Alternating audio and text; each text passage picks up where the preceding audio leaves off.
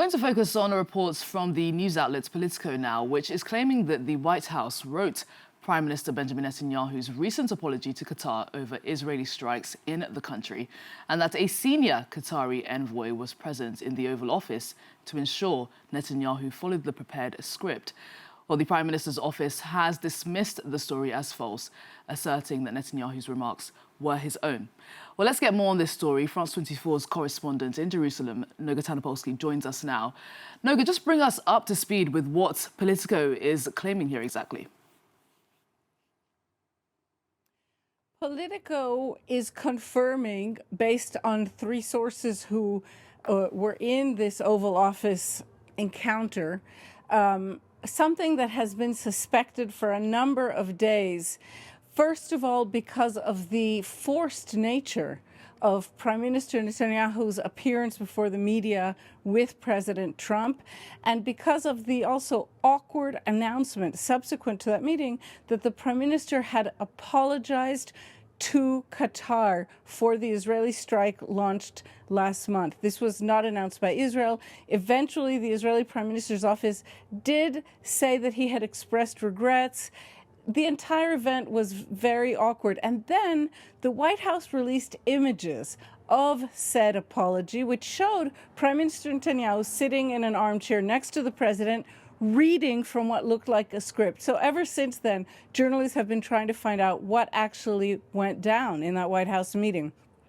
Today, Politico reports that, in fact, Prime Minister Netanyahu read a text that was dictated to him by two foreign nations, that it was created by the United States and by Qatar, and that I would say a strongman, a fixer, very close to the Qatari Prime Minister, who was hearing this apology from Benjamin Netanyahu, was sat in the room so as to supervise and make sure Netanyahu did not stray from the text.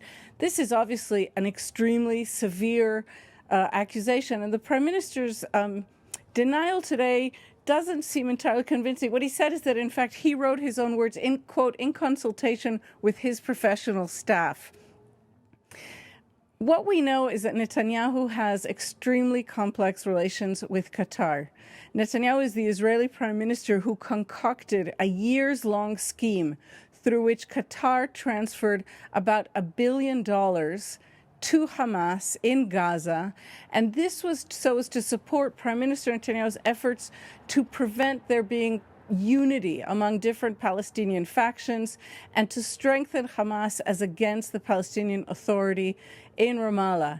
We also know, shockingly, that even after the Hamas attack, 2023 attack against Israel, his top staff have been found to have been on the Qatari payroll. Specifically, Yonatan Urich, one of Netanyahu's top aides, does not deny having received a very significant amount of money from Qatar to apparently handle Qatar's PR while he was an employee of Prime Minister Netanyahu during this war.